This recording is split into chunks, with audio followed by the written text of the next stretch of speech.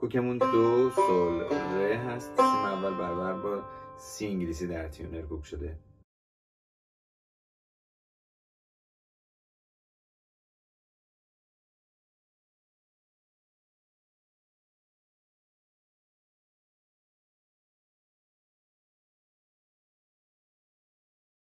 در این قطعه فاسوری، سی بمول و میکرون داریم.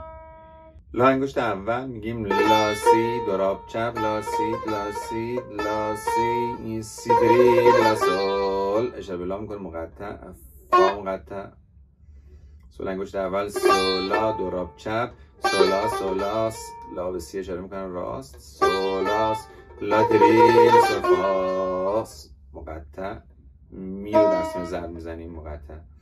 فا سول دوراب چپ، فا سول فا سول فا سول، سولا به لا اشاره میکنن، فا سول دری سول مقطع، می فا می فا می فا می فا می فا فا، می کمان در سیم زرد. انگشت اول میاد روی لا، میگیم لا، حالت شلال هست، لا سی، در از میگه لا لا سی دو لا لا سی دو لا لا سی دو سی سول فا. از سول حال شلال ها، سول سول لا لا سی، سول سول لا لا سی، را شب را شب را شب، سول سول لا لا سی لاس، فا می در سیم زرد، فا فا سول لا فا فا سول لا فا فا سول لا، شلالات به فا و بعدش سول لا، سول می فا می فا می فا می فا فا می کمان میخوره در سیم زرد. لا انگشت اول لا سی دوراب چپ، لا سی لا سی لا سی لا سی دو سی لا لا چپ راست راست راست راست، سی و لا با انگشت سوم میشه رو جلو دارن، سی لا لا سول سول لا سول سول فا فا سول سول لا لا سی سی دو لا لا سی سول سول لا، اینا راست راست چپ راست راست چپ راست راست چپ راست راست چپ، می می فا فاس می کمان میخوره. فا سول سول راست راست راست، لا سول لا سول فا سول، اشاره به لا میکنه،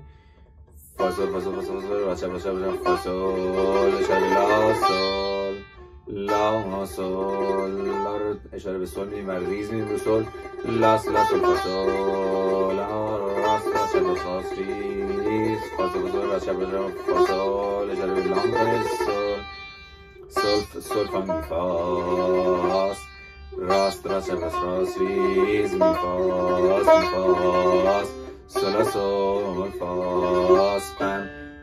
فا تری به فا دیز اشاره به می،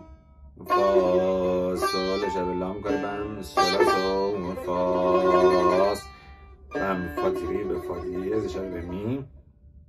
سول سول فام سول سول فام، فا تری به فا دیز اشاره به می، می ریز و دو به دو ختم میکنیم.